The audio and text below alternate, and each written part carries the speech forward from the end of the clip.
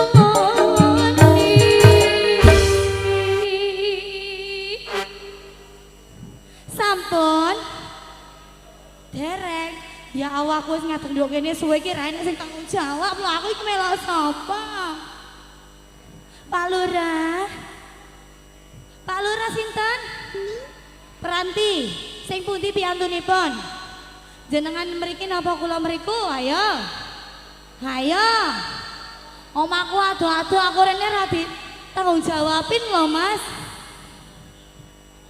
Lurah Peranti Lurah Peranti obat men pabean lho ayo Pak Lurah Peranti karo Pak Lurah pabean titip barang gareton lho titip nah iki gak totok iku nih sing pundi piyantunipun lho ya Allah ngarepe kamera iki lho Pak Lurah pabean iki Pak Lurah Peranti siji loro iki pabean iki Peranti loro ya barang ya oke baik nyoh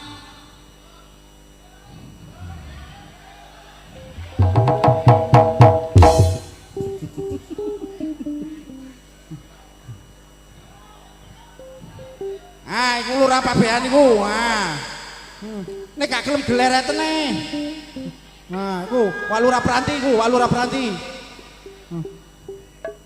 ayo Mbah lah ayo Pak Lurah Peranti lah ngono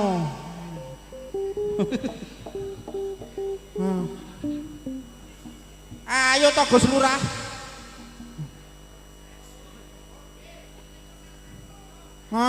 wong gak ngenteni sak stempel lho kok kebuacut sak stempelan iku lho luwe ayo kene lah andi Lurah pabean oh gitu mbok menawi nyuwun lagu napa anu aku oleh dua aku sik dah aku oleh dua nyuwun lagu dhewe napa lagu niku wau oh lanjut niku wau mangke mantun lagu niki jenengan oh tenang mawon sindene wake ngatasi kabeh niki maju mriki Bapak garapen Lurah pabean me Pak Lurah Peranti kali Pak Lurah pabean leres nggih maju Pak ya ampun kula pun jinak saestu Pak Lurah Peranti padha karo aku tambah luwemmu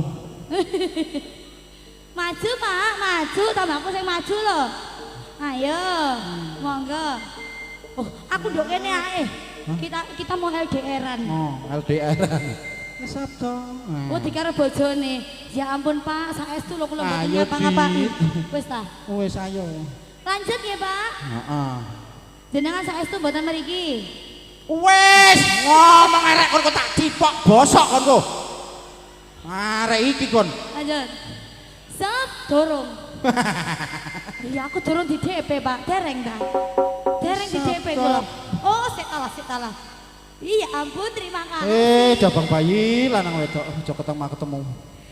Ya ampun, terima kasih. Punten mriki mawon apa? Mboten mriku saestu. Lho kok monggo to, Pak? Aku nek gak digoyangin berdua aku tidak mau. Maksudnya iki Pak maju ngono lho. Lanjut nggih.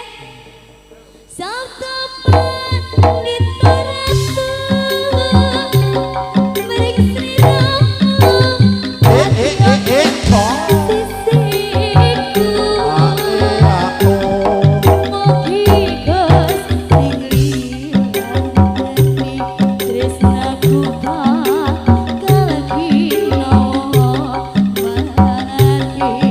Maju Pak Lurah maju.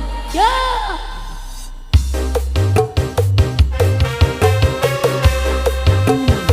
Ayo maju.